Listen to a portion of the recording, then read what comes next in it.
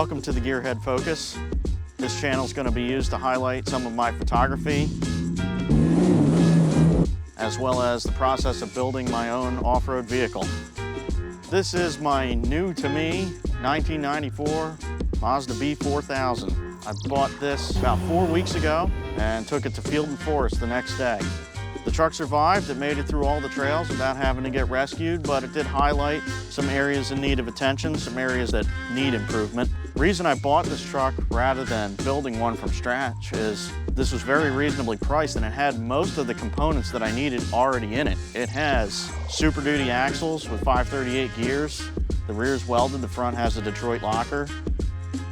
It has 41-inch tires on it. It's got 4-link rear suspension. The front has tubular radius arms, which are gonna work for now, but will probably get changed later. But overall, it was a good price for a trail-ready truck that I didn't have to spend 2 years building something. I could go out and play with my buddies literally the next day. As you can see here, it's got basically stock Super Duty steering. It has DOM tie rod and drag link with rod ends on it, but it's just got a Super Duty steering box. It doesn't have hydro assist of any sort, which means that on rock trails with low tire pressure, it's incredibly hard to turn. So one of the things that I'll be working on is either putting hydraulic assist or a full hydraulic steering setup on this truck.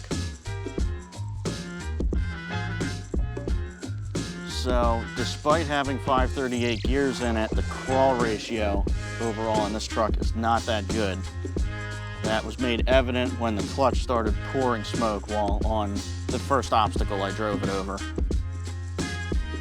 So another immediate thing I'm going to address is putting a new clutch in it, fixing the transmission cross member, which is kind of cobbled together, and I'm going to work on a doubler setup for it.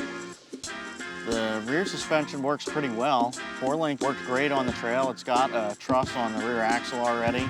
Mostly just going to leave this alone aside from cleaning up the brake lines. All the brake lines in this truck are not very well protected and not bracketed very well.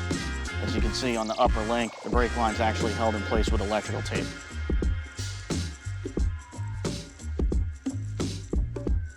The EXO cage, I'm told, is made out of galvanized steel pipe.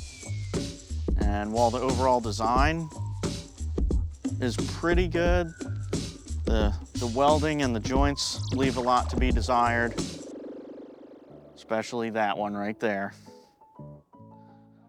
So in the future, I'll be removing the entire EXO cage and also the bed and building my own.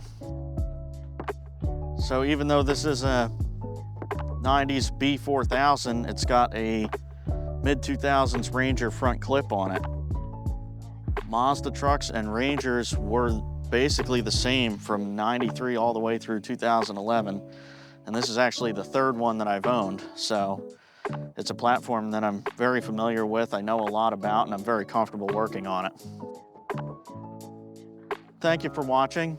Please like and subscribe, hit the notification bell. There's going to be more videos coming out in the future as I build this truck. And please leave a comment if you've got questions or suggestions for this build.